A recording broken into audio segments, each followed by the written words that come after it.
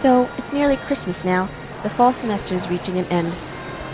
And over at Copley, the decorations, Christmas styles, and potential gifts have been up and ready since the day after Halloween. The mall is bustling with shoppers and a jolly atmosphere.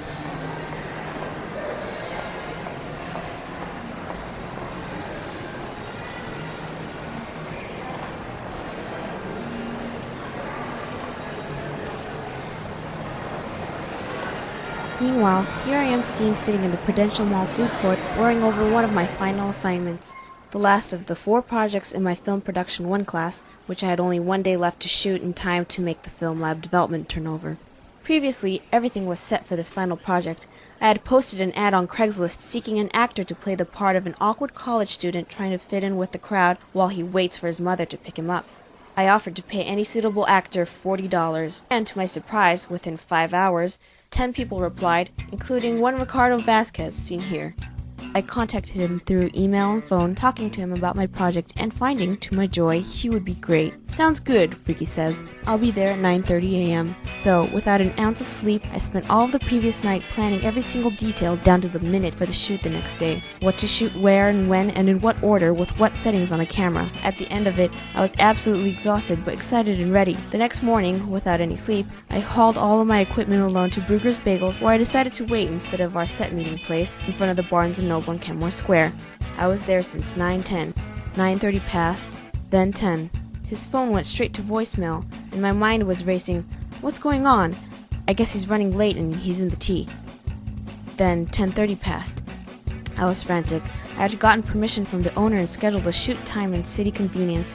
Ricky's character was to walk through these aisles, awkwardly run his fingers over these products as he got over his nervousness of buying cigarettes for the first time, stand at this register, fidget with these sticks of gum, and finally, after trying to describe which blue one he actually wanted, buy his very first pack of cigarettes. I even had this great student employee ready to interact with him, complete with her own dialogue and acting. After the first hour I waited, something inside me began to die. The horrible Starbucks double-shot espresso drink was churning inside my otherwise empty stomach, and it was dawning on me that my film might not be happening. After waiting in Kenmore Square for a total of 2 hours, I shed 2 hot, angry tears, then decided to call it quits. Not knowing what else to do, I went to City Convenience and took the shots that you saw before. Here I am, standing alone, in what should have been one of 2 sets for my movie with Ricky.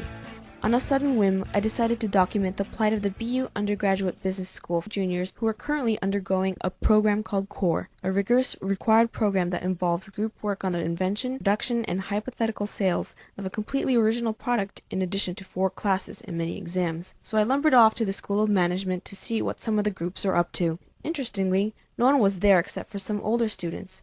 I called my roommate, who I was aware was in the midst of one such CORE team meeting with her group. After seeking her approval, I lumbered off to the lounge in the 575 Com Ave dorm. Once inside what used to be a restaurant in a Howard Johnson hotel, I found my roommate, Christine, her team, and 3 other teams working at an indescribable pace. Their 100-page business plan for the original product was due at noon the next day. They weren't frantically working, but in a weird mood that reeked of exhaustion and lack of sleep. The area was littered with many cans of Red Bull, soda, and of course, Starbucks coffee. They looked miserable and looked like they hated what they were doing. It made for a boring movie. So I instead staged me running off to Copley area to take the Christmas shots you saw earlier.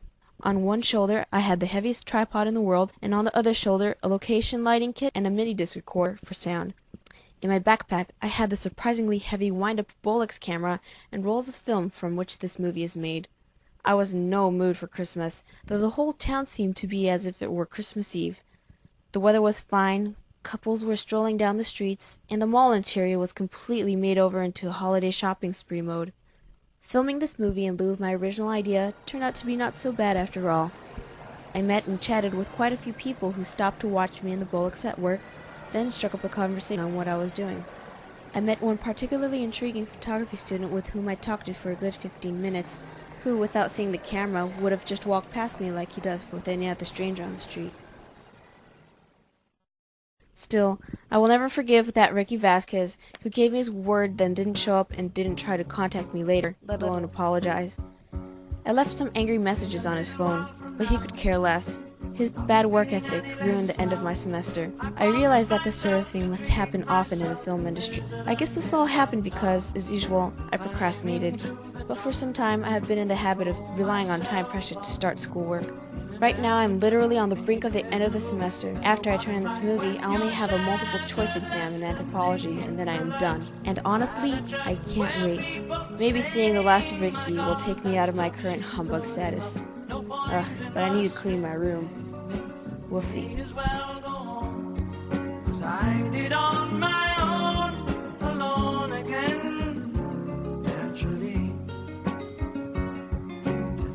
Only yesterday I was cheerful, bright and gay, looking forward to what we wouldn't do, the role I was about to play.